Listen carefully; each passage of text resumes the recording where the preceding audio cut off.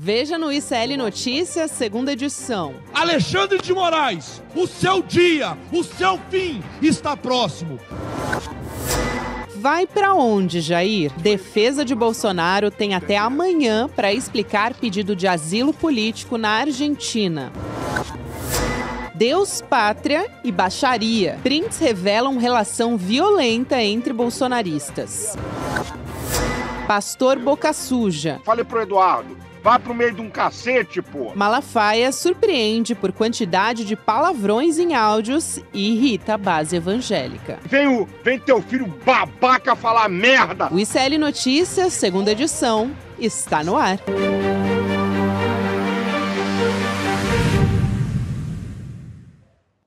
Olá, boa tarde. Seja muito bem-vindo, seja muito bem-vinda. O ICL Notícias, segunda edição, está no ar. Estamos ao vivaço nos canais do Instituto Conhecimento Liberta, Eduardo Moreira.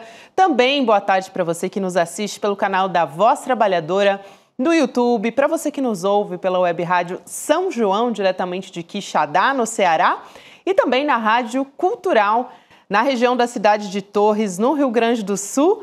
Essa abertura, nessa quinta-feira, dia 21 de agosto de 2025, eu acho que este programa nunca teve tantos palavrões numa abertura. Meu Deus do céu, parecia a Desi Gonçalves, dos melhores tempos. Lembra da Desi? No auge, a dona Desi, eu amava a Desi. Dito isso, boa tarde. Boa tarde. Boa tarde. Achei que era no estádio de futebol aqui, oitava de final da Libertadores. Porra, juiz! É, coisa de Libertadores. É inacreditável, realmente, a quantidade. E diz homem de Deus, servo de Deus, não sei o quê, né? Pelo amor de Deus. E se tivesse o Boechat de volta aqui, seria mais um palavrão, hein? É verdade. Circulou muito hoje aí a fala do Boechat. Viva Boechat, eterno! Lembramos muito bem dessa fala icônica. Quem não lembrou, eu vou recomendar que dê aquela pesquisadinha também. Boechat respondendo Malafaia. Isso. Exatamente. Vou deixar essa dica, esse easter egg aí para as pessoas.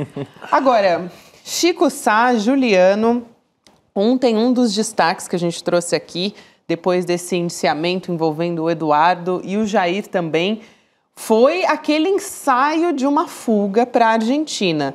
E a gente abre esse programa falando sobre isso porque o Jair Bolsonaro tem 48 horas para explicar esse plano de fuga do Brasil para o Supremo Tribunal Federal. Então, formalmente, ainda não aconteceu essa resposta para o STF. Esse prazo vai acabar amanhã de noite e ele foi estipulado pelo ministro Alexandre de Moraes. A Polícia Federal, só para a gente relembrar essa história, ela encontrou um documento no celular de Bolsonaro, um documento editável, sem data, então sem muita localização ali no espaço e tempo, mas era uma carta para o Javier Milei, presidente da Argentina, pedindo asilo político. Então, só para a gente colocar o trecho aqui na tela e ficar mais claro, a gente revê aqui na nossa tela, o pedido diz o seguinte: eu, Jair Messias Bolsonaro, solicito a Vossa Excelência asilo político na República da Argentina em regime de urgência, por eu me encontrar na situação de perseguido político no Brasil, por temer por minha vida,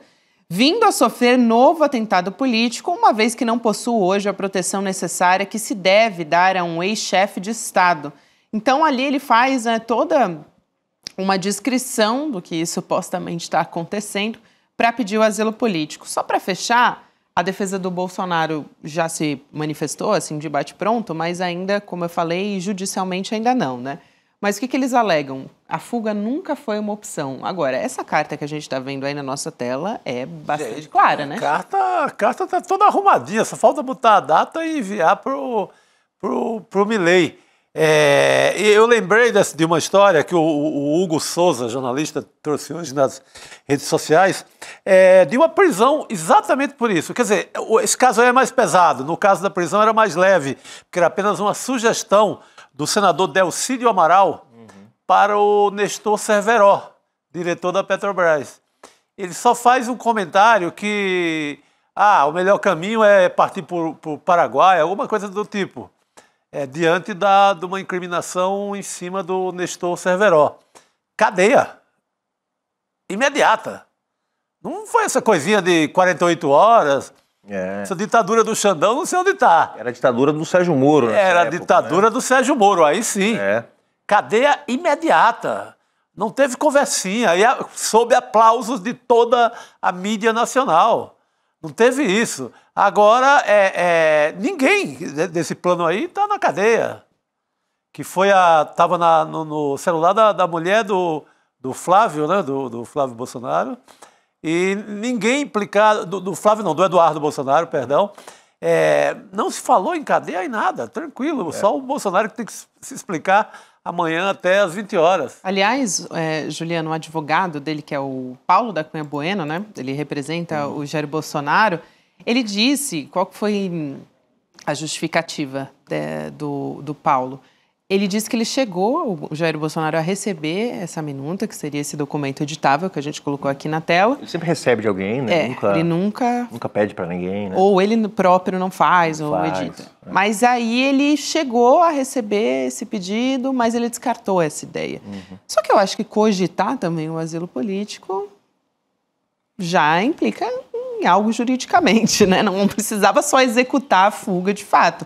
O planejamento chegou a ser colocado ali. Sem dúvida. Eu acho que quando você, na verdade, você já elabora um documento, você já está colocando em prática, né, Juliano? Não, eu acho que tem 3 aspectos aqui envolvendo esse episódio. Primeiro lugar, são muito burros. Se tiver algum bolsonarista ouvindo aqui, isso é para você. Vocês são muito burros de fazer uma minuta de fuga e deixar no celular, salvo na conversa de WhatsApp entre vocês.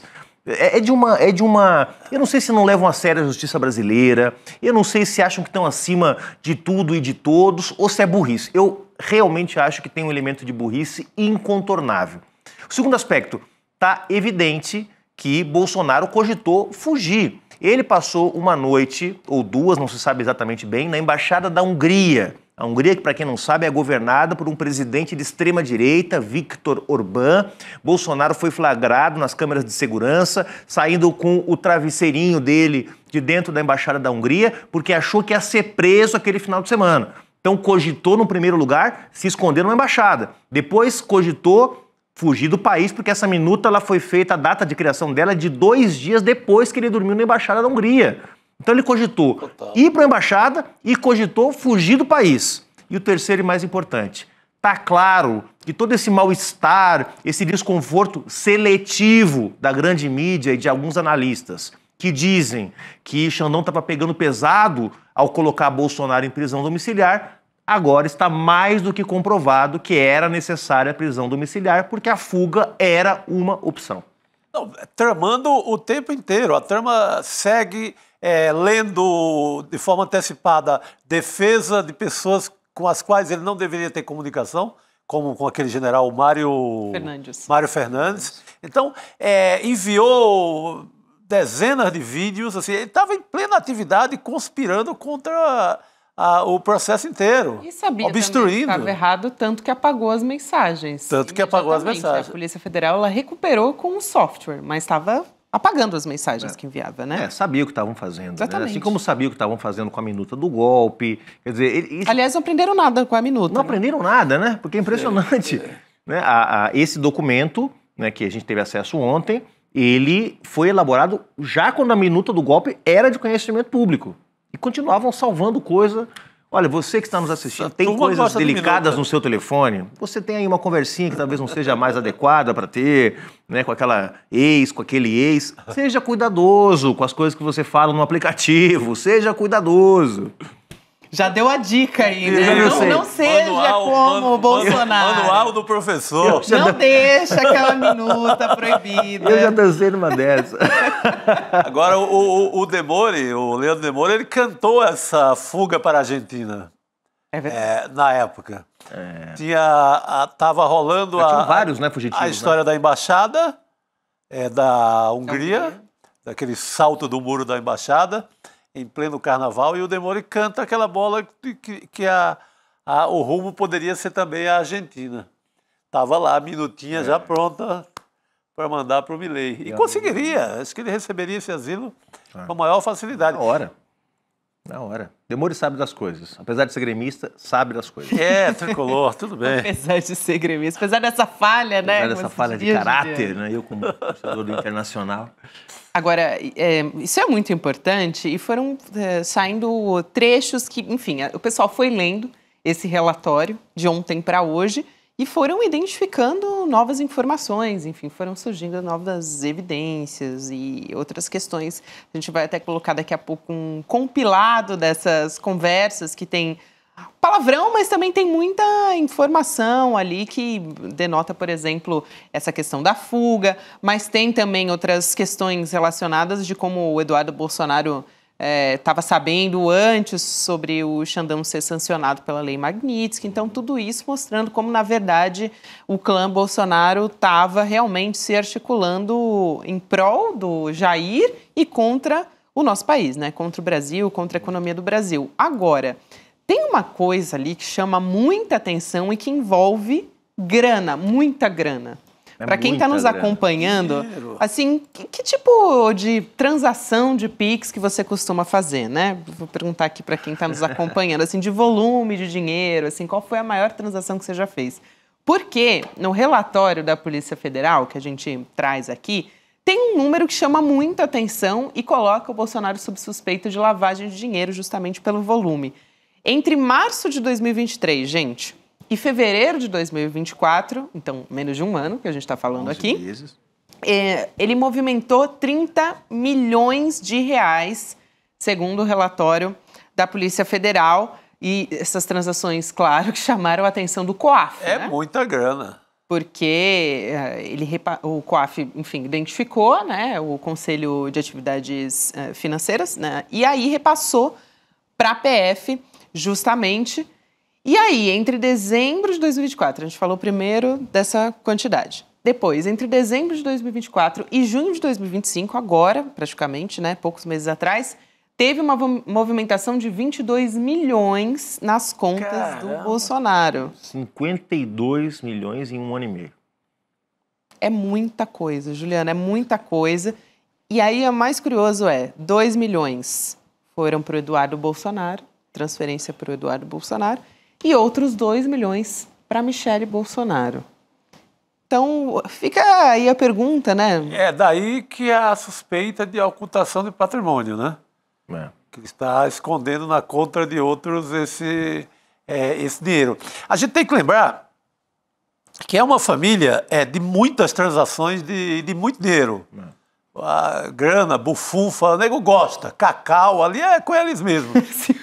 Fila, prata e qualquer sinônimo aí da sua região. E gosta de dinheiro vivo também. Gosta de dinheiro vivo.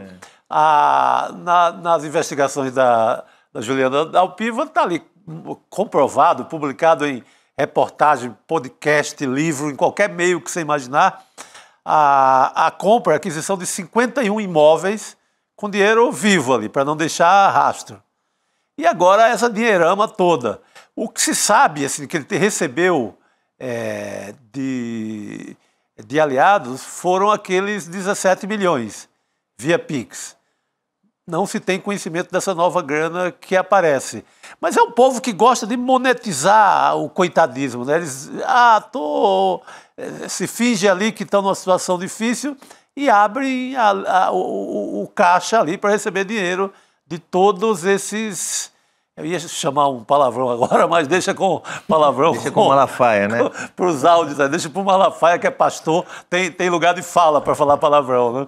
Passa o chapéu, né? Me perdi aqui um pouco. Mas é muito dinheiro. É muito dinheiro. É muita grana. Olha só, tem uma questão que a gente precisa olhar com atenção, gente, porque, primeiro, o Pix é um instrumento rastreável. Não vai ser difícil para a Polícia Federal identificar os CPFs que fizeram essas transações, tá? Desses 30 milhões que a Gabi mencionou, feitos ao longo de 11 meses, 19 milhões, Chico, foram via Pix. Mais de 1 milhão e 200 transações. Tá? Então, estamos falando de 1 milhão e 200 transações, 19 milhões, dá mais ou menos quase R$20 na média por Pix. Eu não tenho dúvida de que tem bolsonarista disposto a fazer Pix para pagar as mordomias do Bolsonaro e deixar o Eduardo Bolsonaro brincando de embaixador da extrema-direita na Disney.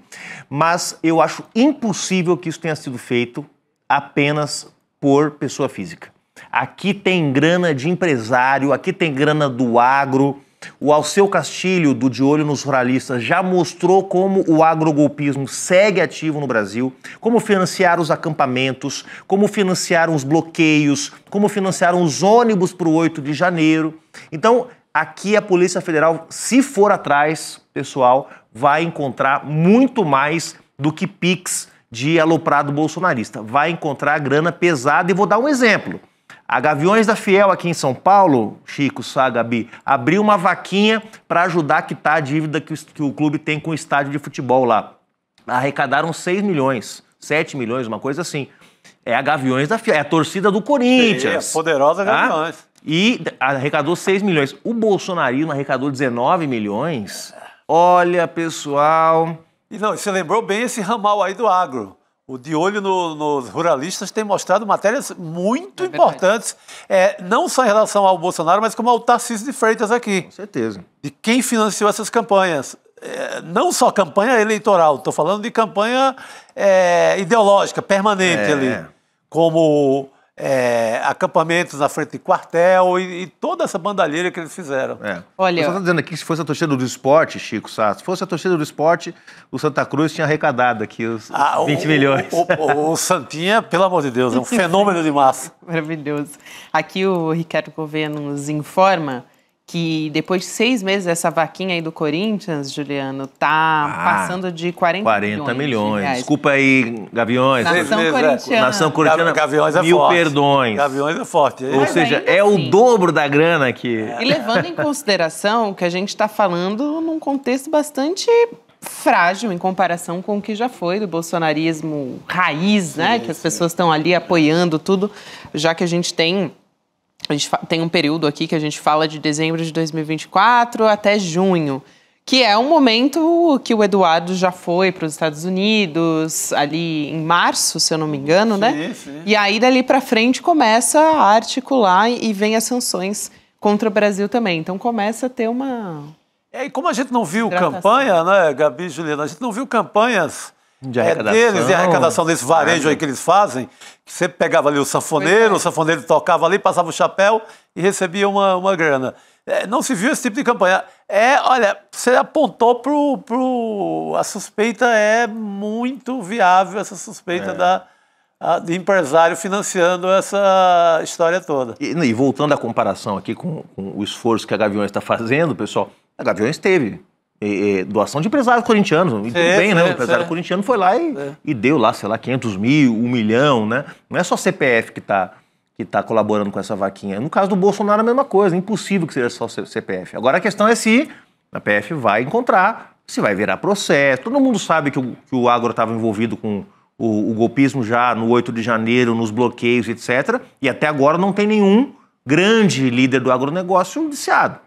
Então isso também é uma opção da PGR de circunscrever o golpismo aos militares e aos políticos e deixar solto o povo que financiou. Por enquanto é uma opção. Se a PF mostrar que nessa grana toda está sendo usada para financiar a obstrução de justiça, a intimidação do judiciário brasileiro, tiver grana de empresário, eles vão ser indiciados? Espero que sim. Bela pergunta. É importante responder essa pergunta, é grave e é isso, né? Seguir o caminho do dinheiro. Agora, eu queria trazer uma outra pauta aqui também. A gente vai voltar a falar do Jair Bolsonaro também com um olhar de como eles têm se articulado, não só o Jair como o Eduardo, principalmente até nos Estados Unidos para sancionar o Brasil, como é que tem sido essa relação. Tem um advogado da Trump Media que aparece no inquérito, chama muita atenção. Agora, a gente falando aqui do Eduardo Bolsonaro, quem tem sido bastante pilhado, vamos dizer assim, para que a cassação do Eduardo Bolsonaro aconteça é o Hugo Mota. E quem está ali conversando, tem feito negociações com ele, é o presidente Lula. A gente já falou aqui de alguns encontros que aconteceram recentemente. A apuração da Folha de São Paulo é da Vitória Azevedo, e ela traz que Lula fez essa cobrança pelo menos 2 vezes nos últimos dias. Agora, eu acho que essa pressão é até maior do que do próprio presidente Lula, pelo que a gente tem acompanhado dessa pressão que aconteceu dentro do Congresso Nacional. Mas esses encontros aconteceram ali no Palácio da Alvorada, tinham outros políticos nesse evento também. O presidente Lula também fez um discurso hoje, lá no interior de São Paulo, só que ele não citou a família Bolsonaro. Até tinha uma expectativa se ele também entraria nessa. Tem muitas vezes, né, que o presidente Lula também utiliza esses momentos para justamente bater no Bolsonaro mesmo, então dar uma resposta para o Eduardo. Rendeu até meme, né, do O Trump, enfim, todo mundo sabe como é que Virou tem hit sido. aí, né? Virou hit, exatamente. E aí o Hugo Motta, ele deu uma entrevista no G1 e disse que não tem medo de nenhuma ameaça de sanção do Eduardo Bolsonaro. Tanto ele como o Paulo Figueiredo têm ameaçado dar uma resposta, inclusive o Paulo Figueiredo ontem nas redes sociais estava bastante ativo depois que saiu esse inquérito. Vamos ver o que disse o Hugo Motta sobre esse assunto, presidente da Câmara dos Deputados. Abre aspas.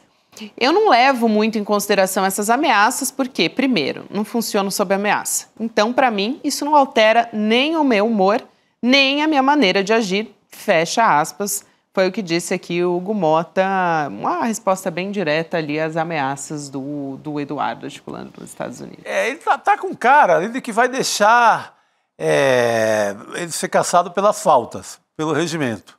Não vejo também nenhum vigor assim, mesmo estando esse pleito no discurso do Lula e tal, eu não vejo como o Hugo Motta, acho que ele vai deixar, ele não tem coragem também de encarar a tropa de choque do bolsonarismo, já está provado isso. E talvez nem queira confusão mais com essa gente. Verdade. Queira dar prioridade ali a algumas pautas que ele acha mais importantes e não queira confusão. Conseguiu a aprovação ali do projeto da adotização. Eu acho que ele vai tentar melhorar a moral dele com esse projeto e tal, e deixar morrer pelo número de faltas. Faltou também, a gente já vai falar sobre isso, mas a isenção do imposto de renda para quem ganha até 5 mil reais por mês. Então, aos poucos, ele vai retomando essas Ele vai trabalhando também, nessa linha e vai deixar o Eduardo Bolsonaro se enforcar no número de faltas. Agora é pouco, né? É pouco. Acho que isso é importante, né? Do ponto de vista de uma análise, né?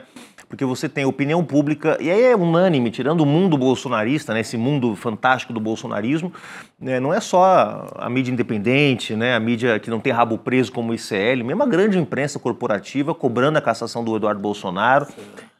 O judiciário, né, estupefato com o fato do cara continuar com o mandato, o executivo cobrando, o bolsonarismo isolado na Câmara. Quer dizer, o que custava o Motta dar um gesto de que realmente recuperou as rédeas da condução da Câmara no que diz respeito aos processos disciplinares?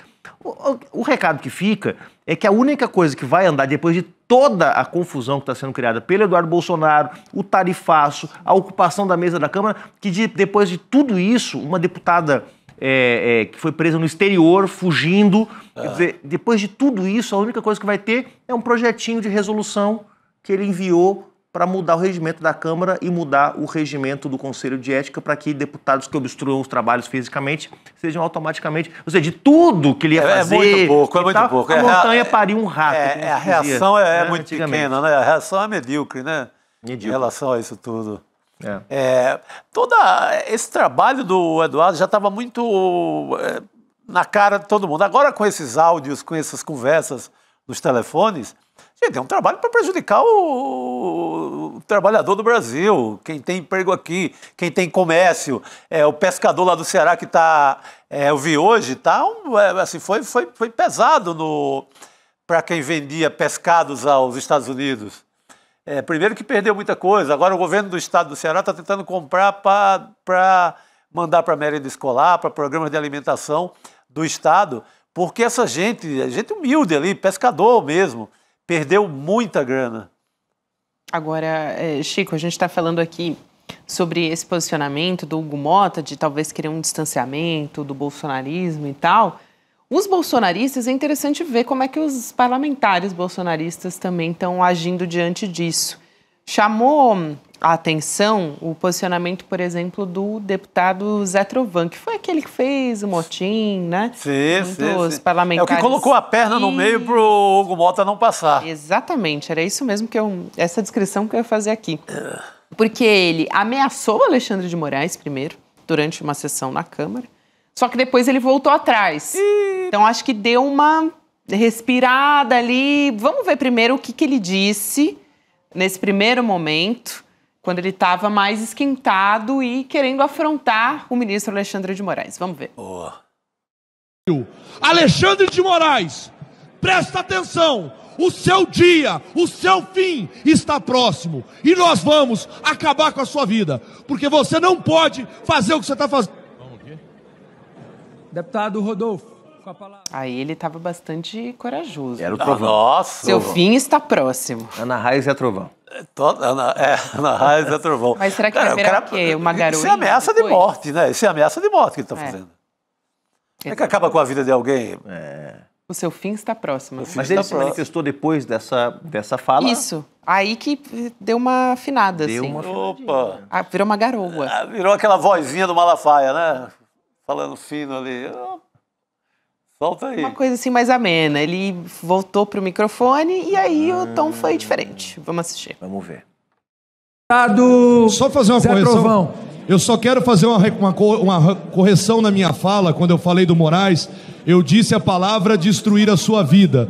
E isso de maneira nenhuma. A gente não está aqui para destruir vidas. E sim as ações erradas que ele tem tomado. Então eu quero retirar minha palavra quando eu disse destruir vida e colocar a palavra certa. Nós iremos acabar com a injustiça que Alexandre de Moraes está falando. Eu estou falando, Maria do Rosário, não é você. Use o microfone. Mas deputado Coronel... Vou fazer uma correção aqui no que eu disse. Nossa, que amarelada, né? Eu adorei isso. O Zé Trovão virou Zé Choquinho, tava na nossa... É choquinho total. na nossa chamada, né? Choquinho de lanterna ali. Nem é de... Repensou, né, gente? Deu uma próprio repensada. do Bolsonaro. A situação deles não tá fácil, né? Alguém alertou, né? Alguém de juízo alertou. Olha, tira isso Não é um aí. bom momento para isso. O Alexandre de Moraes, ele realmente tem cumprido o seu dever jurídico ali como ministro do Supremo. Então, Agora, realmente chama atenção como, apesar do isolamento, apesar de estarem cada vez mais isolados na opinião pública, na Câmara, o bolsonarismo nunca esteve tão isolado na Câmara como está agora. Apesar disso, continuam fazendo uma quantidade imensa de atrapalhadas, erram o tom, erram a mão, né? Acham que isso pode realmente ter algum efeito, ou apenas estão fazendo cortes para suas redes sociais também, pode ser isso, né, pessoal? Estão continuando alimentando a sua base radicalizada sem pensar muito nas consequências. Agora, essa fala, quer dizer, agora, claro, com o recuo, acho que pode não ter grandes consequências, mas se tivesse sustentado a primeira fala que nós vimos aqui, a situação do Zé Trovão ia se complicar, não só na Câmara, mas principalmente no STF. É Zé Faísca, segundo Jailton Fagundes aqui. Zé Choquinho. Faísca mesmo. Essa turma é todo machão e tal, mas ali não... é típico. Não aguenta... Treme de medo do Xandão. Agora, a gente estava falando aqui dos projetos que estão sendo aprovados, que podem ser interessantes para o Hugo Mota nesse sentido, e mais do que, nesse caso, para o Hugo Mota e para a relação dele com o governo, esse é um projeto que interessa muito a sociedade brasileira. Então, é muito positivo a gente falar sobre isso aqui, dessa aprovação por parte da Câmara dos Deputados desse requerimento de urgência para o projeto que aumenta essa faixa de isenção do imposto de renda, justamente para quem ganha até R$5 mil por mês. Esse projeto também do governo prevê um desconto parcial, que é para quem tem rendimentos entre R$5 e R$7 mil por mês, e essa ampliação da isenção do imposto de renda, lógico, a gente vem falando muito por aqui, foi campanha do presidente Lula e tem sido, acho que, o maior esforço dos últimos tempos, conseguir avançar até antes de acontecer a taxação. A aposta é que isso poderia ser uma retomada da popularidade do governo. E aí o Trump deu uma ajudinha, né? O Trump antecipou, né, essa fase de bonança aí. Mas esse é o principal projeto do governo agora. É uma bandeira... Olha, isso aí junta com a popularidade que está sendo retomado aí pelo Lula, juntar a aprovação desse projeto, que só pode ser colocado em prática no primeiro dia de 2026, isso é presente, sim. E ainda que seja a urgência apenas, no mérito do projeto ainda vai ser avaliado, Chico, Gabi, sem dúvida nenhuma, do ponto de vista econômico, a principal promessa do governo. Não é porque o governo, de fato, prometeu a reconstituição dos programas sociais, o Bolsa Família, o Minha Casa Minha Vida, a Farmácia Popular, esses programas que foram sucateados no governo Temer e Bolsonaro, cumpriu essa promessa, que era, digamos, um dos pilares da eleição do Lula, da reconstituição dos programas sociais, e o outro pilar é fazer rico entrar no imposto de renda e pobre entrar no orçamento. O pobre voltou a estar no orçamento com a recomposição dos programas sociais. E agora o rico entra no imposto de renda, porque nessa proposta, 10% de lucros e dividendos e uma alíquota sobre quem ganha mais de 50 mil reais é o que vai financiar essa isenção de 5 mil. Apenas 140 mil pessoas, Chico e Gabi, não é nada num país com 200 milhões de habitantes, apenas 140 mil pessoas pagarão essa alíquota acima de 50 mil reais para aliviar o bolso de milhões de brasileiros e brasileiras que com esse alívio vão poder consumir mais, aquecer a economia e, inclusive, vejam vocês, ajudar o Brasil a enfrentar o tarifaço. Sim. Porque com mais demanda interna, naturalmente, a indústria, a produção nacional se mantém aquecida. Não deu para vender café para os Estados Unidos, vou vender no Brasil porque o povo liberou um espaço no seu orçamento para tomar café. Então, a isenção do imposto de renda é, sem dúvida nenhuma, a grande conquista desse ano do governo Lula. É isso, está avançando, Juliano. E vai avançando. Eu preciso sair porque eu tenho um compromisso professor. E preciso dar lugar para o Rodrigo Viana, mas quero fazer uma convocação. Sei que nós temos programação do ICL até mais tarde hoje, mas quem se liberar, há uma luta muito importante acontecendo em São Paulo para manter o teatro de container na região central, Campos Elíseos. Há um processo de limpeza, de eugenia, de limpeza social que o Tarcísio e que o Ricardo Nunes estão promovendo no que era antigamente a Cracolândia, e isso inclui desalojar o teatro de container, uma luta super importante da cultura aqui de São Paulo. Então você que é de São Paulo, depois que você curtir, se deliciar com a programação do ICL, hoje à noite rolando o festival lá no teatro de container, e eu vou para lá. Tenho aqui Rodrigo Viana. Importantíssimo. Manda um beijo lá pro pessoal que está na luta.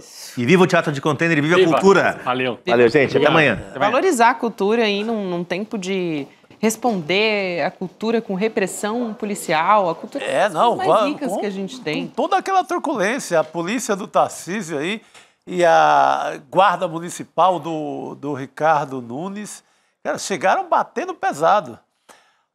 E essa causa aí mobilizou até a Fernanda Montenegro, que mandou um recado direto pro prefeito aí, tenha sensibilidade, meu filho. Bom, então fica o convite aí do Juliano Medeiros. Boa tarde, Rodrigo Viana. Gabi, Chico. Bem. Boa tarde, agora querida. Eu tô tão acostumada com a presença do Rodrigo. Às vezes eu me esqueço de dar boa noite para ele. Boa noite para você que vive num país que... É isso aí. É isso aí. Viu? Ontem foi tão intenso aqui o N2, né, com tanta notícia. Depois eu fui para casa e continuei lendo sem parar o documento e dormi muito pouco, já acordei lendo. Então, para mim, o dia não Eu também tô com essa sensação. Então você me entende, né, Rodrigo? Entendo. Então parece que é um dia só. Parece que nós não saímos daqui. A gente está aqui convivendo, parece que o tempo todo. É isso aí. Agora, a gente estava falando agora há pouco, Rodrigo, sobre extrema-direita, Eduardo Bolsonaro. Faço sempre o lembrete, reforço mesmo, porque vale muito a pena acompanhar a aula que a gente vai ter aqui com o autor, um dos autores, na verdade, tem mais de autor, do best-seller Como as Democracias Morrem e também o de Como Salvar as Democracias. Ontem a gente falou sobre isso aqui, como morrem as democracias, e a gente tem uma perspectiva também positiva de como salvá-las. É o Daniel Ziblatt que vai estar nessa conversa com o Eduardo Moreira no dia 28 de agosto, vai ser uma quinta-feira, 8 da noite. Garante sua vaga deixando seu e-mail em cln2.com.br, de graça, online e também com tradução muito fácil de acompanhar e vale a pena mesmo. É um livro icônico. Total, não. Ontem o Rodrigo falou de como morre e também como alguém pode salvar, né? Esse trabalho essa investigação de Polícia Federal, o que tem feito o ministro Alexandre de Moraes é um dos grandes exemplos no mundo inteiro de como salvar uma democracia. E fora a resistência, acho que, da sociedade. No Brasil, a gente fala, o povo não está indo para a rua. mas no voto garantiu que não continuasse aquele governo que ia acabar de destruir a democracia. Se juntando numa frente ampla, assim, de várias vertentes e pensamentos, isso é uma operação para salvar a democracia. Sem dúvida. Que inclui até quem diz, não gosto muito desse candidato, mas a democracia está em risco, eu vou nessa. É isso. Boa. Chico e Rodrigo, vamos seguir conversando sobre essa investigação, esse indiciamento contra o Eduardo e o Jair Bolsonaro que aconteceu ontem. A gente traz aqui todos os detalhes, as minúcias.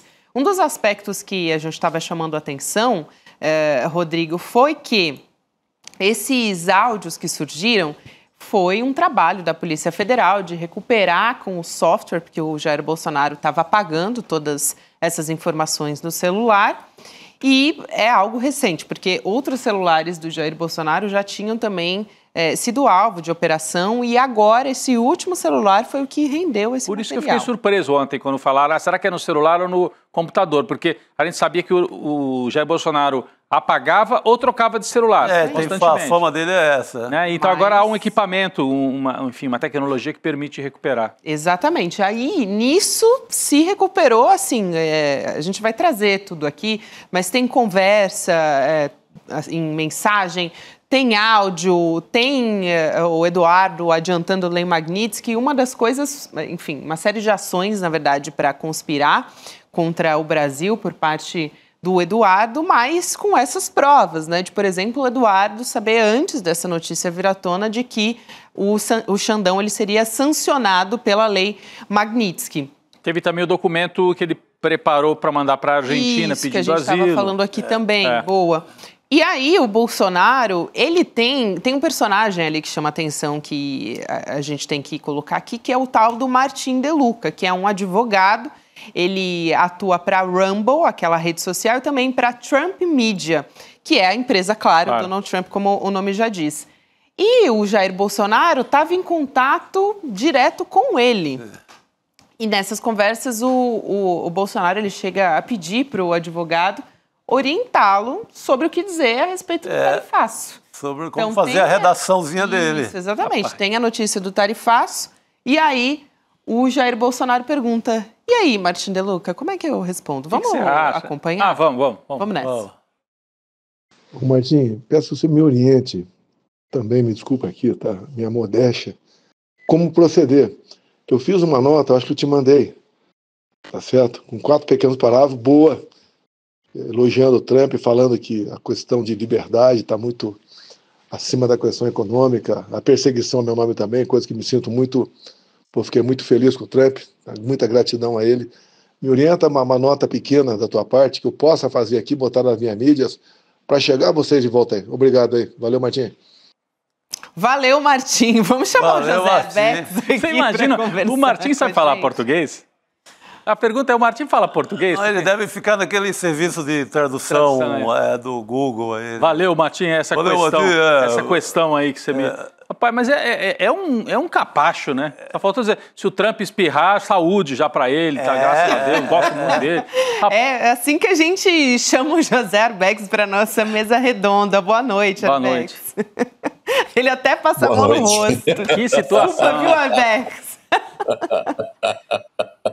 Agora, boa noite, muito obrigado pelo convite. Obrigada você, Arbex, sempre um prazer te receber aqui. É sempre um prazer falar com o trio Ternura. Ô, garoto! Ternura. Adorei. Agora estamos em grupo aqui, estamos em 4. Agora, Arbex, o que você achou, hein, desse novo, vamos dizer, esse é um personagem novo na história, que aparece num inquérito, numa investigação da Polícia Federal, um advogado ligado à Trump Media, e também a Rumble, que enfim, surgiu essa história, né? A gente passou a conhecer mais, popularizou, por conta daquela ação que veio lá dos Estados Unidos, contra o Alexandre de Moraes aqui no Brasil, né? A Rumble processa o Alexandre de Moraes. Isso, exatamente. Lá, inclusive, no tribunal lá na Flórida. Eu acho que isso daí é o reflexo de uma articulação que a gente já tinha comentado anteriormente sobre a ação dos Estados Unidos no Brasil. A coisa está se desenvolvendo, não vai parar por aí. Para mim é óbvio que existe aí a mão da CIA, do FBI, do Serviço de Informação dos Estados Unidos. Eles estão apertando o cerco. Isso não é uma brincadeira. Evidentemente, o Bolsonaro é só um pretexto para a intervenção do governo dos Estados Unidos no Brasil, assim como o narcotráfico é só um pretexto para o Trump enviar navios para a Venezuela, porque o que interessa aí é o controle sobre a América Latina, o que interessa do ponto de vista do império dos Estados Unidos, que estão perdendo a sua hegemonia mundial, que já perderam a guerra na Ucrânia, que estão numa situação de mato sem cachorro lá na Ásia Ocidental, equivocadamente chamada por nós de Oriente Médio.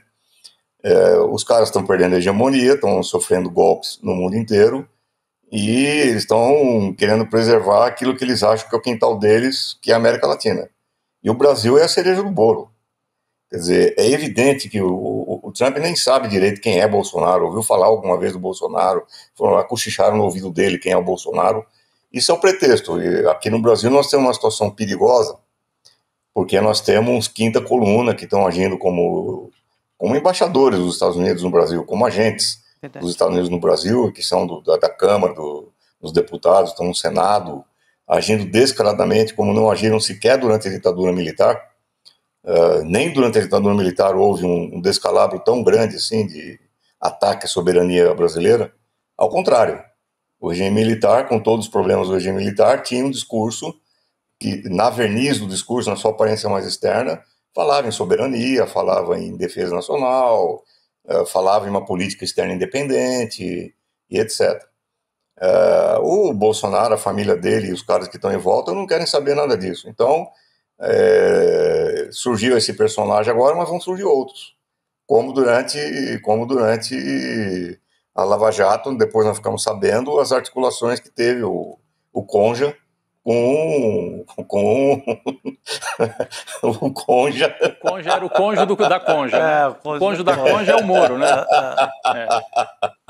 Com a CIA lá nos Estados Unidos, com a FBI, para promover a lawfare, a guerra jurídica, etc. e tal, e com todas as consequências que isso teve. Eu acho que é muito sério isso. Não é um assunto que a gente possa tratar com leveza, porque a nossa soberania está sendo seriamente ameaçada. Essa coisa na Venezuela é um sinal muito claro de até que ponto o imperialismo está disposto a ir para provocar situações de confronto. Sim. Quer dizer, eu acho que nós estamos vivendo um momento muito delicado na nossa história. É delicado mesmo, Arbex, e a gente tem que, claro, tratar com muita seriedade, até entender até onde vão esses desdobramentos a partir desse indiciamento. Daqui a pouco a gente vai ter, acho que vale a pena a gente dizer aqui, o jurista para tirar uma dúvida, aliás, uma dúvida não, várias dúvidas, né, que é o doutor Fernando Fernandes, a respeito dessas questões jurídicas. Então, quem está nos acompanhando aqui tem perguntas, pode ir mandando no chat que a gente vai ficar de olho. Agora, Arbex, a gente quer trazer também alguns áudios que chamaram a atenção, essas trocas de mensagens entre os bolsonaristas.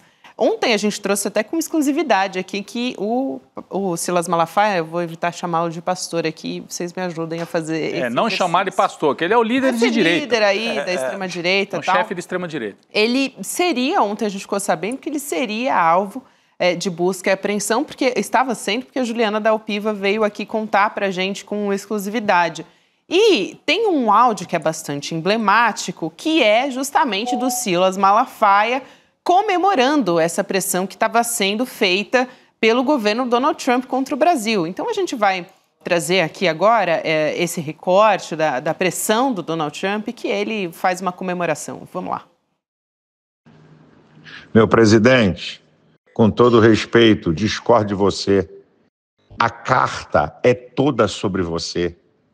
Esse cara fez uma coisa para botar uma bola quicando para você. Até ele lá, eu conversei ontem com quem está lá e com quem fala com o assessor de Donald Trump todo dia. Eu quero ver uma reação de Bolsonaro e dos outros. Claro que você não vai arrumar briga com o STF, mas você pode até colocar isso. Nós não queremos ver o Donald Trump com sanções sobre ministros e suas famílias. Tu vai ficar bonito, dando uma de bacana ainda. Tem que tirar de Lula. Ele sabe jogar nisso, presidente. Ele dobra a aposta. Só quem pode parar Lula é o STF e trazer à baila a questão da anistia. Você sim, você é a maior voz sim. Me desculpa, discordo de você. Você não vai xingar STF. Você não vai esculhambar Alexandre de Moraes. Mas você pode se colocar sim e deve. Olha, minha gente, a questão da tarifa de Donald Trump não tem a ver com economia, tem a ver com liberdade e justiça. Eu não quero ver retaliações sobre ministros do STF e suas famílias. Eu não quero ver isso. É só resolver a questão da anistia que isso acaba. O discurso maior é teu, não é meu, não.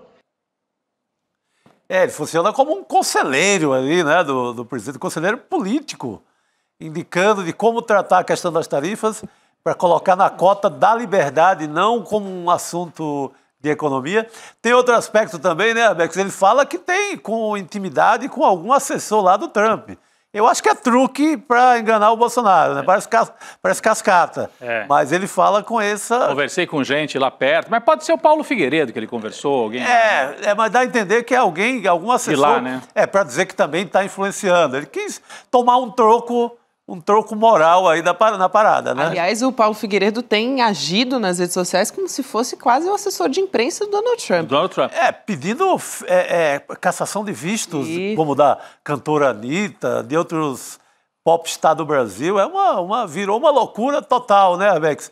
Mas essa questão da eleição e o Malafaia tem a ver com isso, o que o Arbex tocou agora, o professor James Green, naquela entrevista para a gente aqui, um dos aspectos que ele colocou é que a CIA vem com tudo na eleição de 2026. Aqui no Brasil? No Brasil. A gente estava ainda cheio de dedos para falar com com mais leveza. Eles, não, vem com tudo. Na eleição passada, eles anunciaram que não iam fazer nenhuma intervenção mais pesada. Mas agora vem com tudo. Sim. Eu só não acho que vem com tudo em 2026. Eles já estão aqui. Tem esse episódio do avião da CIA que está lá no aeroporto, lá em Porto Alegre. E parece que depois em São Paulo, parece, o avião da CIA. Também. Não explicou até agora o que eles vieram fazer aqui. A CIA já está aqui. A CIA já está agindo. É por isso que eu sempre faço questão de diferenciar o comportamento que tem a máfia do Bolsonaro, que é uma máfia completamente inqualificável. Os caras não têm concepção política na cabeça. Os caras estão preocupados com acertos entre mafiosos. Os caras estão preocupados com assalto ao butim. Eles estão preocupados com acordos entre eles. Um fica xingando o outro, palavras de palavrão e etc. Tal, como a gente viu agora. Isso é uma coisa. Outra coisa ainda é o Trump e seus assessores, que está no mesmo nível. Ninguém pode. Não vão pensar que os assessores do Trump são muito melhores do que os bolsonaristas aqui. A gente, do ponto de vista intelectual, do ponto de vista de concepção de mundo, está no mesmo nível ali, mesmo baixo nível. Os caras que convivem com traficantes de crianças, os caras que não conseguem pensar além da própria conta bancária, quer dizer, está no mesmo nível ali de registro. Isso é outra coisa. Então, esses dois bandos se conversam e se relacionam. Mas o que me preocupa não são os bandos. O que me preocupa é o pano de fundo disso aí.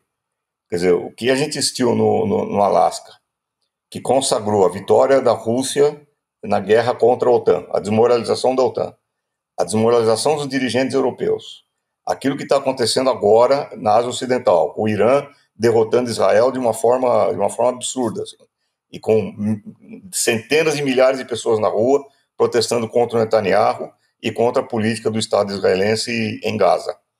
Nós estamos tratando de um império que está vendo a sua hegemonia sendo bombardeada em todos os cantos do planeta. E a América Latina é a joia da coroa. A América Latina é assim, o chantilly do bolo. O bolo do chantilly. A cereja no chantilly do bolo. E é óbvio que o Brasil é a joia da coroa. Quer dizer, é isso que me preocupa. A CIA, quando ela está olhando para o Brasil, ela não está olhando para o Malafaia, ela não está olhando para o Trump, para o Bolsonaro. Ela não está olhando para essas... Ela está usando esses caras como como meio de armar tumulto, de criar problemas no Congresso, etc. e tal, mas isso a serviço de uma política que é uma política intervencionista. Quer dizer, então, o papel da CIA já é perceptível hoje, não vai ser em 2026. Do ponto de vista da CIA, 2026 já começou faz tempo.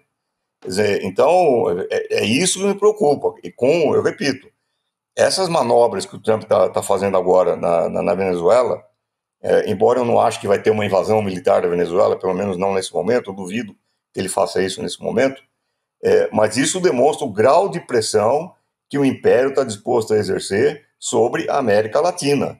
Então, e eu continuo com a opinião de que a única forma de você resistir a isso não é confiar no Xandão. Tudo bem, o Xandão é um cara sério, é um cara que está fazendo o papel dele, é um cara que não arreda pé, é um cara que está enfrentando, parabéns pro Xandão, aplausos, etc e tal. Mas não é assim que nós vamos enfrentar a CIA. Não é desse jeito. Nós vamos enfrentar a CIA com o povo sendo esclarecido, com o povo na rua.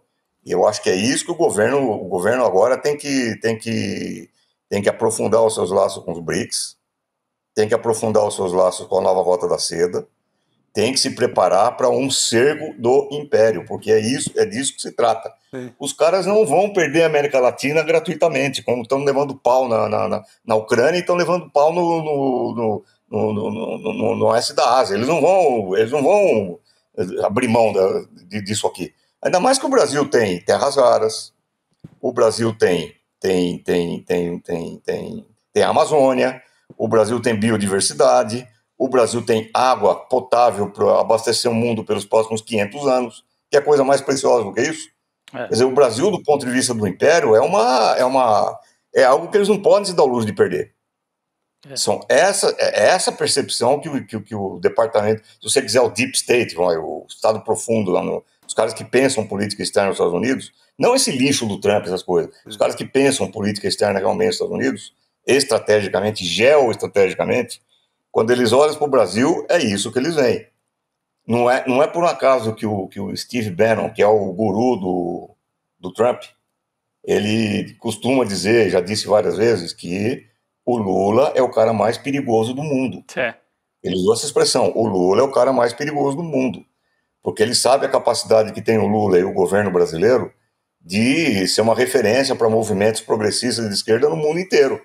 E derrubar o Lula, se o Lula é o cara mais perigoso do mundo, derrubar o Lula é o sonho deles. É aquilo que eles querem.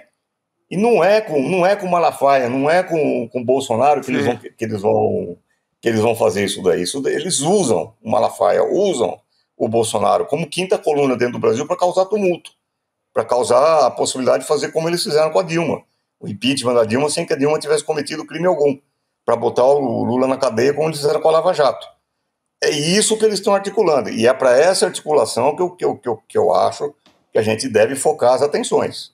Nessas articulações. Não é em declarações. Essas declarações do Malafaia, os xingamentos do Bolsonaro, esses caras é espuma nojenta, asquerosa. Isso aí é o pó, é poeira. O que nós temos que prestar atenção é as articulações de bastidores, as articulações que estão lá atrás. Por exemplo, as articulações com os bancos, hoje, um capital financeiro brasileiro, que está se sentindo prejudicado pela lei, pelo tarifaço, pelas leis Magnitsky, que estão ameaçando dar prejuízo de bilhões para os bancos. Vocês acham que os banqueiros estão quietos, vendo tudo isso acontecer e não estão articulando nada? Os bancos brasileiros? O Itaú, o Bradesco, etc. Tal. É claro que esses caras estão articulando. E estão articulando com quem? Com Malafaia? Não.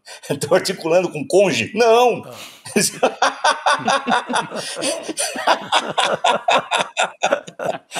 Esses caras estão articulando com a CIA, meu amigo.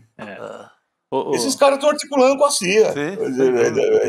O capital financeiro não está para brincadeira. Não está, não. Aliás, então, hoje é isso que me preocupa nessa história toda. Hoje o Mastercard caçou um cartão de crédito do Alexandre de Moraes, né, que é uma empresa com sede nos Estados Unidos. Acho que a gente tem mais áudio aqui, apesar do Arbex ter dito que isso é a poeira, ou é espuma aqui na superfície, ainda assim é uma espuma que chama muita atenção, né? Mas chama atenção também, Rodrigo, sobre como esse pessoal se trata, sobre a relação também entre esse clã Bolsonaro, a extrema-direita. O Chico agora há pouco falava também sobre como um conselheiro do Bolsonaro, tem um outro momento que ele fala sobre anistia. Mas o que a gente traz é um momento que o Malafaia está falando do Eduardo com o Jair Bolsonaro. Ele chama de babaca e por aí vai. Vamos ouvir esse áudio do Malafaia. Agora, presidente, a boa. Dá parabéns ao Flávio, pô! Falou certo, cacete! Na CNN, na Globo News, eu não sou a favor da taxação, não, mas tem que sentar para conversar sobre a anistia.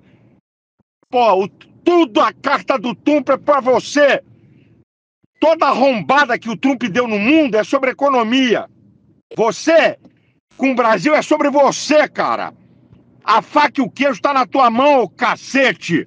E nós não podemos perder isso, pô. E vem teu filho babaca falar merda, dando discurso nacionalista, que eu sei que você não é a favor disso. Dê-lhe um esporro, cara. Mandei um áudio pra ele de arrombar. E disse pra ele, a próxima que tu fizer, eu gravo um vídeo e te arrebento. Falei pro Eduardo, vai pro meio de um cacete, pô. O cara tá sendo contra você, essa fogueira de merda de vaidade. Mas dá parabéns ao Flávio, tá? Foi certinho, é isso aí, vou dar parabéns a ele também. Vambora! A faca e o queijo tá contigo, Deus tá contigo, compadre. Eles estão ferrados. Vão ter que sentar no colinho, tá? Essa que é a verdade. Um abraço. O Gabi, o nosso editor, o Ricardo, falava assim, vamos fazer um exercício? Então Jesus Cristo disse, eles vão ter que sentar no colinho, vai com um cacete, porra, né? Você imagina um sujeito que se diz líder religioso, mas essa é a espuma da hipocrisia. O que interessa também é como é que ele falava com o Bolsonaro, como se ele fosse o chefe do Bolsonaro, né? Não sei se por pagar a conta, quem paga a conta tem preferência. Ele pagava a conta dessas manifestações aí de rua, algumas delas pelo menos nos últimos meses, né? E você vê como ele se dá o direito de falar com o Jair Bolsonaro. Ele tenta animá-lo, né? Dizendo, ressaltando a importância da carta do Trump. É que ele está no centro. Que o Bolsonaro não teria visto o valor que ela tem. Porque no mundo inteiro é sobre economia, mas no Brasil tem um teor político, que é de salvar a cabeça do Bolsonaro. Aproveita essa chance. Uhum. É isso que o... Quando eu falei que são espumas, etc., eu não quis dizer que nós temos que desprezar esses diálogos, etc. Não é isso. Eu falei que tem duas maneiras de enxergar isso daí. Uma maneira é fazer a fofoca. É ficar no nível da fofoca. Ah, um xingou o outro falou outro que não sei o que, não sei o que. Isso é uma maneira. A outra maneira é ver como isso se articula com a política do Departamento de Estado dos Estados Unidos. E é isso que me preocupa. Quer dizer, o Malafaia hoje, o que ele falou do ponto de vista, se for fazer uma análise de discurso daquilo que ele falou, o Malafaia está certo. Nós não somos a favor de punição, nós não queremos a infelicidade de ninguém, não queremos causar problemas para a família brasileira, mas nós queremos a liberdade. Ora, esse é o discurso do Trump, esse é o discurso do Departamento de Estado. Os Estados Unidos são a favor da liberdade, nós estamos aqui para lutar pela liberdade. Quer dizer, então, da onde que ele tirou esse discurso? Qual é a matriz desse discurso aí? A matriz desse discurso é o Departamento de Estado. Quer dizer, o cara está agindo como um agitador em benefício do Departamento de Estado, em benefício de uma política externa dos Estados Unidos. É a mesma coisa que você dizer que... Quer dizer, uma analogia. Você dizer que os Estados Unidos estão na Venezuela para combater drogas. Os Estados Unidos nunca combateram drogas. Nunca os Estados Unidos se interessaram pelo combate ao narcotráfico. Ao contrário, os Estados Unidos sempre utilizaram o narcotráfico em seu próprio benefício.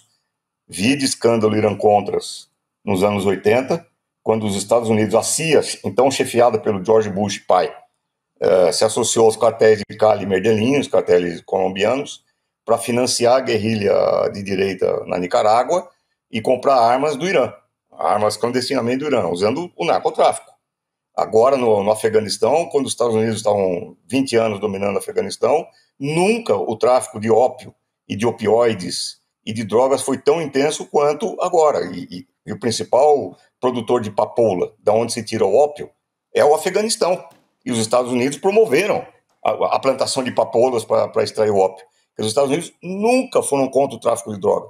Eles usam o discurso do tráfico de droga como pretexto para invadir países, para causar para causar tumulto, para cercar, para ter intervenção militar e etc. e tal. Agora eles estão usando o discurso da liberdade contra o Xandão, contra todo mundo que defende a soberania nacional. E o Malafaia hoje é o porta-voz desse discurso no Brasil. Quer dizer, é isso que é por isso que eu estou falando. A gente não pode ficar no nível do registro da fala folclórica dele, porque isso aí é folclore, né? Esses caras são assim, é espuma da humanidade, é o pó, poeira.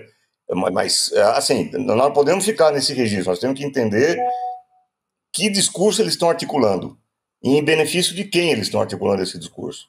E esse que é o meu problema. Então, quando alguém fala a CIA vem em 2026, não. A CIA está no discurso do Malafaia. Isso é um discurso articulado pelo Departamento de Estado. Hoje, já, imediatamente. Quer dizer, aquilo que os caras estão falando hoje já faz parte desse processo de desgastando a imagem do Congresso e desgastando a imagem do Supremo Tribunal Federal e desgastando a imagem do Lula. Faz parte desse processo de desgaste. É um negócio que está acontecendo hoje. Começa a preparar 2026 hoje. Eles não vão esperar chegar 2026.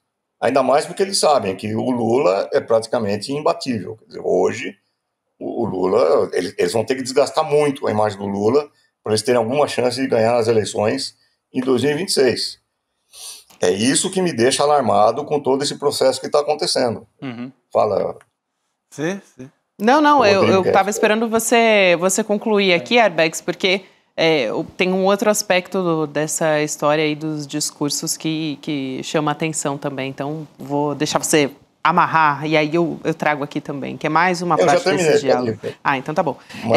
Mas é interessante também, acho que tem um verniz aí de hipocrisia, né? Porque a família tradicional brasileira tem toda essa questão de como se apresenta, né? De cristão, enfim, é uma coisa assim impressionante a maneira como até o próprio Eduardo fala com o Jair Bolsonaro. É lógico que tem esse componente político que é muito orientado por toda essa articulação de extrema-direita que o Eduardo está fazendo lá nos Estados Unidos, mas também tem essas mensagens do Eduardo Bolsonaro, dele xingando o pai depois de uma entrevista que o Jair Bolsonaro concedeu, e o Jair Bolsonaro falando sobre o conflito do filho com o governador de São Paulo, Tarcísio, que é justamente olhando para 2026, é um possível candidato, né? Vamos colocar assim. E aí, o que aparece nesse diálogo? O Eduardo está bem irritado, inclusive, a gente vai colocar aqui na tela. Vocês já me desculpem de antemão, tá? Não sou eu que estou falando os palavrões, depois o pessoal fica bravo comigo.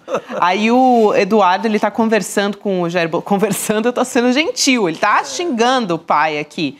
Ele diz: eu ia deixar de lado o histórico do Tarcísio, mas graças aos elogios que você fez a mim no Poder 360, estou pensando seriamente em dar mais uma porrada nele para ver se você aprende. Vai tomar no cu, seu ingrato do caralho. Só isso. Com o pai dele. Com o pai. Aí depois ele fala: me fudendo aqui, você ainda te ajuda a se fuder aí. Se o imaturo do seu filho de 40 anos não puder encontrar com os caras aqui, porque você me joga pra baixo, ali ele tá falando das autoridades dos Estados Unidos, né? Quem vai se fuder é você. E você vai também, né, decretar o resto da minha vida nessa porra aqui, nos Estados Unidos. Ele chama os Estados Unidos nessa porra aqui. Isso, e aí ele fala no final: tem a responsabilidade pra fechar o... É só colocando a mão na testa mesmo, viu, Arbex? Porque não tem outra reação possível aqui nesse diálogo dos dois. Dos dois não, né? Porque o Jair aqui só tem a fala do Eduardo, né? Ele só ouve o esporro do próprio filho. Mas eu acho isso uma das coisas mais fascinantes e mais preocupantes de todo esse fenômeno, que é o fato de que os fatos parecem não abalar uma fração da população que está hipnotizada pela religião, pela certeza religiosa. Quer dizer, é uma coisa que não importa aquilo que o Bolsonaro faça, não importa aquilo que os filhos dele falem, vai ter uma parcela da população que não vai abrir mão do apoio a esses caras. A mesma coisa acontece nos Estados Unidos. Tem uma fração do trumpismo que, por mais evidente que seja que o Trump fazia parte do esquema Epstein de tráfico de crianças e que praticava sexo com meninas de 13, 14 anos de idade, os caras, uma fração da opinião pública lá, que é a fração evangélica, cristã, hipnotizada, continua apoiando o Trump e continua achando que tudo isso é uma conspiração dos inimigos. Quer dizer, essa fração aí é muito perigosa, porque ela mostra a penetração do trabalho evangélico, do trabalho das igrejas, que conseguem, através da contínua militância deles nas periferias, junto à juventude, transformando as igrejas em templos de doutrinação, eles conseguem manter uma franja de apoio que desafia essas evidências. Quer dizer, então, você falou, Gabi, em hipocrisia, sim, é uma hipocrisia absurda, só que nós enxergamos isso como hipocrisia. Será que a base do Bolsonaro enxerga isso como hipocrisia? Não. Pelo menos uma parte dela não. E não vai enxergar como hipocrisia. Quer dizer, vai continuar achando que é um complô do demônio, que é mentira, que as notícias são manipuladas, que não foi isso que aconteceu. Ou então até que somos nós, a esquerda, que estamos levando o pobre Eduardo Bolsonaro à loucura. Por nossa causa que ele está desse jeito. Então, não adianta, eu já tentei argumentar, já tentei ponderar com gente desse tipo, não adianta, qualquer coisa que você falar não vai penetrar essa armadura impenetrável, assim, indefensa a qualquer argumento. E isso daí é uma base de apoio que está disposta a ir para as ruas, a comprar o pau em apoio à família dos mafiosos. Ela está disposta a fazer isso. O Bolsonaro, com todos esses problemas, outro dia botou 40 mil pessoas na Paulista. Quer dizer, nós não podemos ignorar isso daí. Isso daí faz parte desse grande momento que a humanidade vive, que é um momento de barbárie, quer dizer, que é um momento em que as redes sociais arregimentam setores inteiros da população que são infensos ao argumento. Não adianta argumentar com essa gente. Eu acho isso daí é um dado que, por um lado, mostra a fragilidade da máfia, porque a máfia é exatamente isso. Eles não são outra coisa, eles não têm uma estratégia de governo, eles não têm plano de governo, eles não têm projeto nacional, eles não têm alternativa para o Brasil, e nem estão preocupados com isso. Mas eles estão com essa rede, redes evangélicas, as redes sociais, as formadores de consenso do absurdo, que faz com que esse pessoal seja infenso a qualquer argumento. Isso é o grave, né? Isso aí é o problema. Quer dizer, aquilo que a gente enxerga como hipocrisia e absurdo, eles não enxergam. É isso mesmo, Arbex. A gente que tem aqui, não é à toa, né, que a gente está chamando o Arbex para fazer uma análise clara desse cenário que está acontecendo aqui no Brasil. Arbex, é bom demais ter você aqui com a gente e a sua risada dá um alívio. Agora, isso é hipocrisia. Isso é hipocrisia. O elogio da despedida, né? O elogio da despedida. É verdade, a hipocrisia não é o Eduardo Bolsonaro xingar o pai. Hipocrisia é isso. Não, foi muito bom ter você com a gente. Você é incrível. Chegou a hora da partida. Você é genial, incrível, mas vai embora. Vai embora, já encheu o saco. Vai, tchau. Não encheu não, Arbex. Um beijo pra você. A gente adora ter você aqui com a gente, tá? Beijão, querido. Até mais, querido. Valeu. É bom ter a risada aqui do Arbex, dá um alívio. A gente já fica esperando, né? Quando e essa leitura importante que ele faz, né? Qual o grande jogo? Tem o jogo da política nacional, daqui, do Malafaia, desse teatro todo, e o grande jogo. O grande jogo é o Mr. Trump querendo pegar o quintal para ele de novo, que é o quintal da América Latina. Aliás, o Chico e Rodrigo também, a gente estava conversando aqui, importante essa informação que chega aqui agora, Kleber Lourenço publicou no nosso site, para quem quiser acompanhar a reportagem completa, lá no slnoticias.com.br, a gente falava sobre essa movimentação de mais de 30 milhões de reais em menos de um ano do Jair Bolsonaro, enviou alguns milhões, né, 2 milhões para a conta do Eduardo, depois mais 2 para a conta da Michele Bolsonaro. Agora o deputado Lindbergh Farias entrou com uma representação no Supremo Tribunal Federal contra a família Bolsonaro por suspeita de lavagem de dinheiro. Em cima desse pacotão dos 30 milhões, né? Exatamente, Chico. Porque aí tem, né?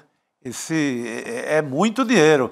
Eu sempre lembro o professor Castro Rocha, que estará amanhã com a gente, mas ele sempre chamou a atenção para esse aspecto não só do bolsonarismo, mas como da extrema-direita no mundo inteiro, que é o aspecto da caixa registradora. O banditismo. O banditismo está sempre monetizando. Se está mal, por exemplo, se alguém vai para a cadeia, monetiza para dinheiro para uma campanha X para salvá-lo depois. Se está no auge, monetiza para comprar os fogos, o foguetório da festa. Funciona num esquema meio de franchise, então está sempre faturando alguma coisa. Não é só a mensagem política. Não é só a ideia de extrema-direita, fascista, etc. Também tem que ganhar dinheiro. Tanto que a gente vem desde 2018, da eleição, falando de cheque para Michele, cheque do Queiroz para Michele, 51 imóveis em dinheiro vivo, lavagem da loja de chocolate do Flávio. A gente está em constante... A loja que todo dia era Páscoa, né? A loja que todo dia era Páscoa. A gente está sempre falando da questão fascista, da extrema-direita, mas também como essa gente tem uma maneira de ganhar dinheiro todo dia, e muito dinheiro. E muito. Então vão ser investigados também por isso agora, né? É isso aí. Entrou o Lindbergh Farias com uma representação agora no STF. E eu quero também aqui aproveitar esse momento, né, que a gente traz essa informação, para também lembrar, aqui a gente já falou sobre como as democracias morrem, né? Mas a gente traz também a informação sobre o nosso despertar, né, 2025. Sim, o encontro com a nossa comunidade. A gente já falou que esse encontro com a nossa comunidade, coincidentemente, vai acontecer num momento em que a gente já deve ter a decisão do julgamento do Bolsonaro. E olha com que certeza, coincidência a gente fazer esse encontro do despertar com a nossa comunidade. A gente está com as vendas abertas, né, oficialmente para o nosso público. Você pode ir em despertar2025.com.br para poder comprar o seu ingresso, né, adquirir o seu ingresso. E vai ser aqui para trazer as informações completas, né? Mas vai ser nos dias 19 e 20 de setembro. Então, se você está aí na dúvida, tem mais ou menos um mês para acontecer. É melhor garantir agora, porque depois vai acabando o lote, aí fica mais difícil também. Vai ser aqui em São Paulo, no espaço que é uma casa de shows, o Vibra, em São Paulo. Ano passado a gente teve lá com a nossa comunidade, lotou, e acho que esse ano eu tô aqui. Bela festa, estaremos de novo ainda, né, para fazer essa troca, vai ser super importante. A gente então deixa o recado aí para você, não esquece de entrar lá no nosso site para conferir as condições. E vamos voltar, eu até adiantei, né, que a gente tiraria dúvidas do ponto de vista jurídico desse indiciamento, sim. Tanto do Jair Bolsonaro como também do Eduardo. O doutor Fernando Fernandes está chegando aqui para conversar com a gente. Doutor, boa noite, muito bem-vindo. Bem-vindo. Boa noite, bom estar aqui com vocês. Muito bom te receber também, doutor. Agora há pouco a gente comentava sobre o julgamento que começa ali no dia 2 de setembro, né? E a gente teve, e assim, claro, a gente está falando tudo no âmbito do golpe, mas esse indiciamento é uma outra investigação. Tem a ver com o golpe, mas não vai entrar nessa questão do julgamento. Aliás, eu acho que a gente pode começar por aí, né? Aproveitar a presença do doutor Fernando Fernandes para explicar para a gente como o julgamento não vai ter todos esses áudios, né, essas falas que a gente acompanhou. Isso não vai entrar no escopo desse julgamento do dia 2 de setembro, né? Não, pode entrar sim. Pode? Não tenha dúvida que isso pode entrar, porque é o seguinte, porque na verdade, este é um inquérito conexo, que tem relação exatamente com a continuidade delitiva dos réus. Na verdade, o que acontece? Esse inquérito e esse indiciamento está na tentativa de obstrução da justiça e principalmente de ameaça ao Supremo Tribunal Federal. Eu acredito o seguinte, que talvez o Bolsonaro não fique nem em prisão domiciliar até o julgamento do dia 2. ele está sob sério risco de ser retirado da prisão domiciliar para uma prisão comum. Inclusive, hoje saiu uma notícia de que a Polícia Federal já preparava um local para a prisão do Bolsonaro. Não parece ser mera especulação, porque, de fato, o que houve foi um descumprimento claro das decisões cautelares do processo principal, ao qual o Bolsonaro, o principal réu, continua descumprindo. E a busca e apreensão do telefone do Bolsonaro foi realizada no processo principal. Em razão da busca e apreensão do processo principal é que estes áudios vieram à tona. Portanto, é o seguinte, é óbvio que aquele processo tem as suas provas próprias, depoimentos contundentes, documentos que já garantem, sem sombra de dúvida, mesmo com todo respeito ao devido processo legal e à formação de convencimento dos ministros supremos, nós estamos diante de um processo que é público e notório, que tem 99% de chance de uma condenação há mais de 25 anos. Mas, tendo em vista que esses áudios foram apreendidos em uma busca e apreensão do processo principal, podem, em algum momento, serem sim levados ao julgamento, sob o ponto de vista, inclusive, da fixação do quanto da pena. Porque é um réu que não para mesmo depois da acusação, mesmo depois de medidas cautelares, é um réu que, em conjunto com o filho, tenta submeter os juízes do processo, e não só os juízes do processo, mas os juízes do processo e o país inteiro, há uma pressão para um único fim, dele se livrar. Qualquer outro réu no país já estaria preso, fora de prisão domiciliar. Aqueles que acham que o Alexandre de Moraes é duro, e né?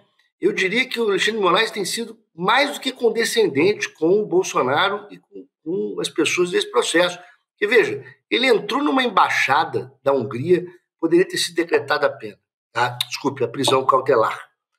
Ele descumpre medidas cautelares constantemente e, mesmo assim, ele foi colocado em prisão domiciliar.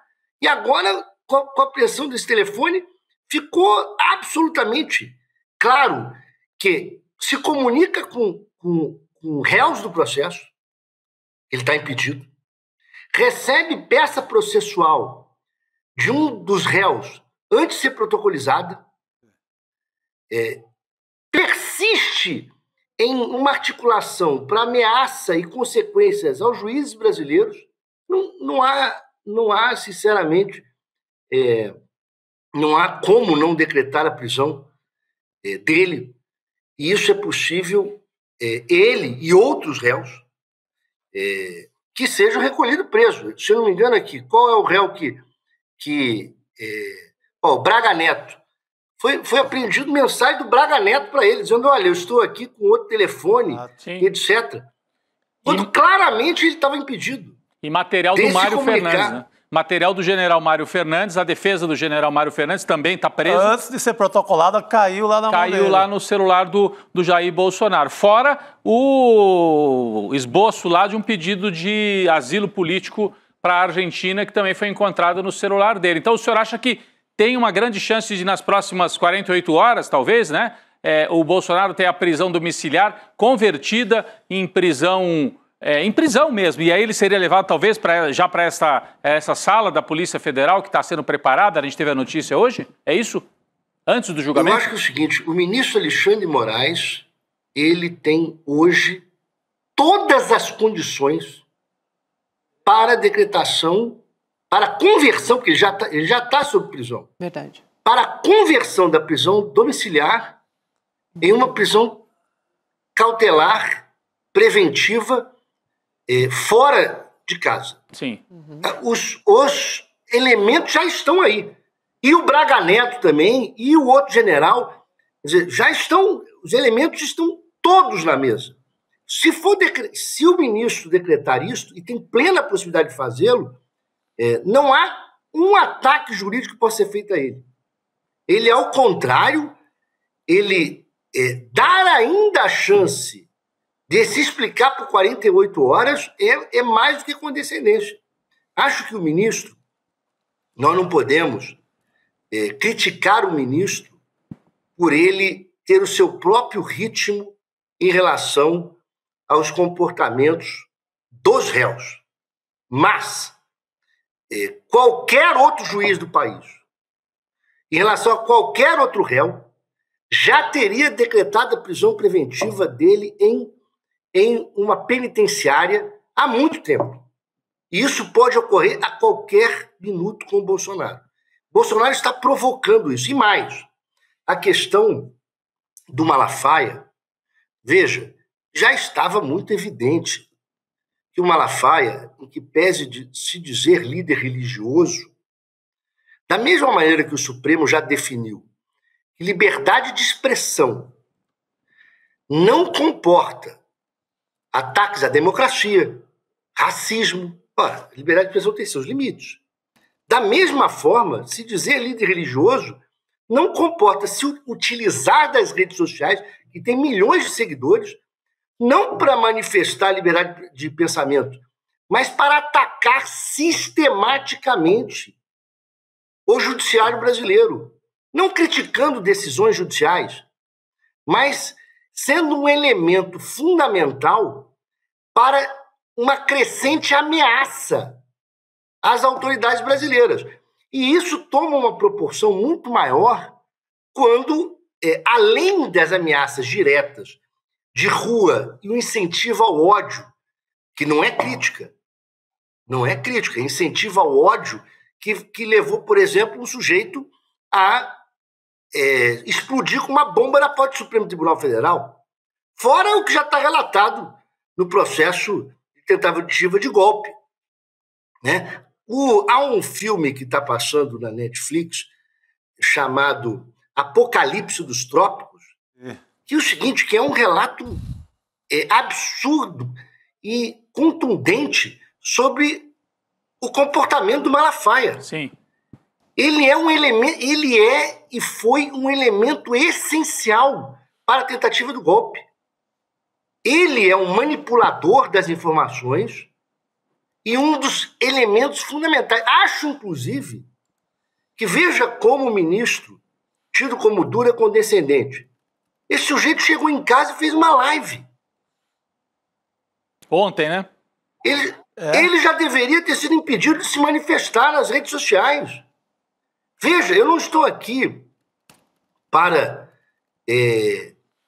incentivar e dizer que é preciso criar censura. Muito pelo contrário, eu fui um dos autores da medida no Supremo Tribunal Federal para que o Lula desse entrevista.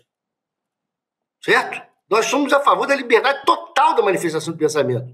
Só que é o seguinte, essas pessoas não estão fazendo crítica ao Supremo Tribunal Federal. Não estão colocando a sua visão em relação às questões jurídicas. Eles estão incentivando ataques pessoais aos ministros do Supremo Tribunal Federal e se utilizando dessas condições para incentivar ataques de outro país ao nosso. Sim. Portanto, isso não é liberdade de manifestação de pensamento. É um dos mecanismos essenciais da estrutura que deu o golpe. Veja, e aí eu concordo com o jornalista José que estava falando aqui agora. O Arbex, José Arbex. Arbex. Nome árabe, inclusive. Que é o seguinte, eu tenho repetido o seguinte, que nós estamos vendo, porque o meu livro, Geopolítica da Intervenção, a Verdadeira História da Lava Jato, é um livro sobre a Lava Jato, mas ela parte de uma história em relação à geopolítica e as condições de intervenção dos Estados Unidos no Brasil e na América Latina. Por isso ele começa com a doutrinação das Forças Armadas Brasileiras, que deram o golpe de 64, depois a doutrinação das nossas polícias, através da Polícia Federal, e e o discurso das drogas, a questão do DEA, para chegar ao projeto Pontes, que vai gerar a doutrinação dos nossos juízes e procuradores e gerar a Lava Jato. Bom, esse é o fio da meada. Hoje nós estamos em um elemento muito diferente. Nós estamos vendo um ataque frontal do Império Americano à soberania do país.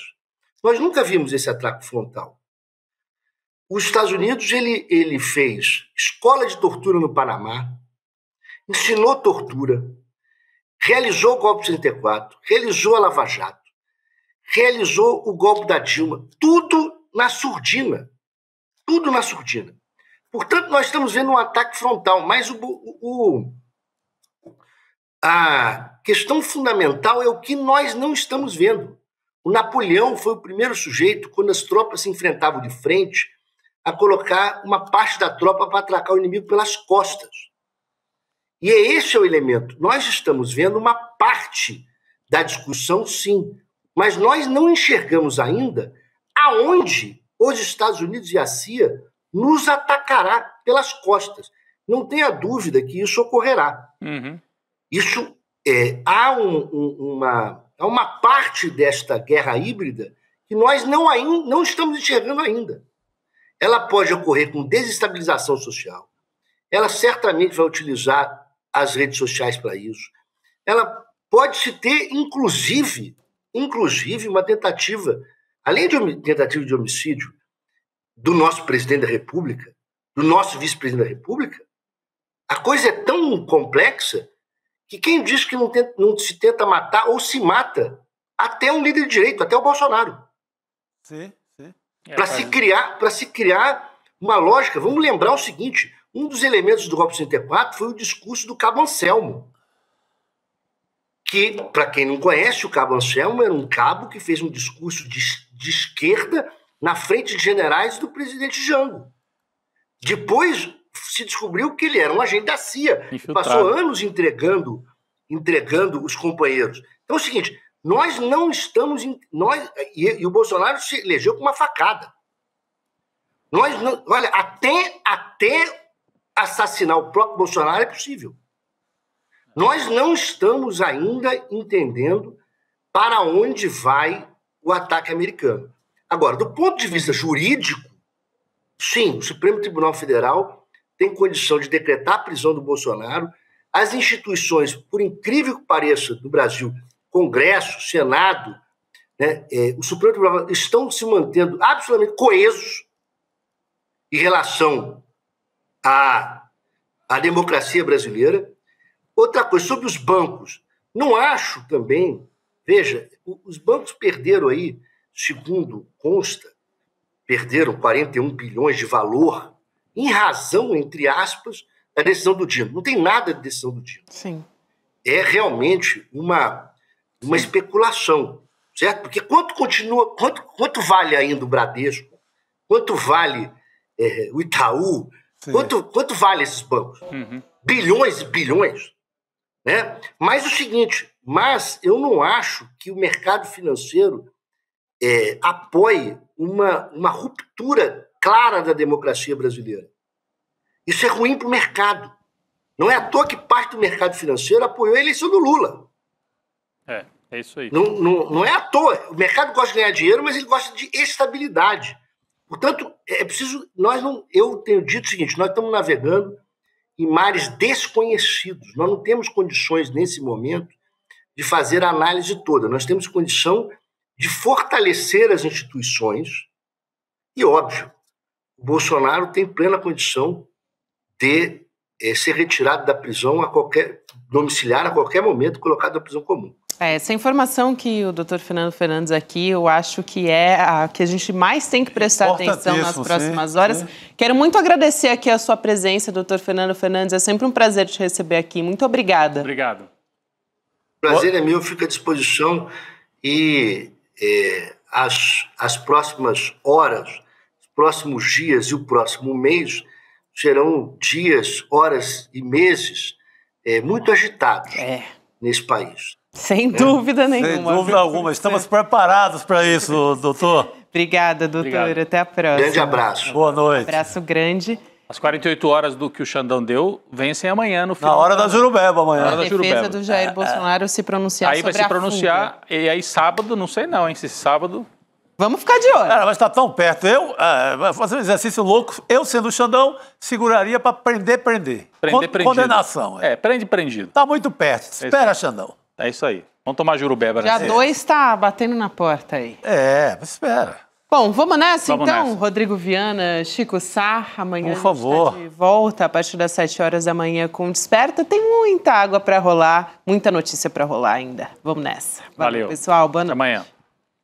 Ele é um dos maiores intelectuais do mundo e escreveu o livro que é a referência em todo canto para as pessoas entenderem como as democracias morrem. A gente está falando de Daniel Ziblatt, um professor, um acadêmico, um escritor demandado no mundo inteiro para palestras, reuniões, aulas e que vai estar com a gente com exclusividade no ICL no dia 28 de agosto, uma quinta-feira, às 8 horas da noite, para nos dar exatamente essa aula.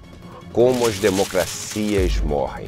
Não existe um momento mais importante da nossa história para a gente assistir a essa aula. Vai ser gratuita e online.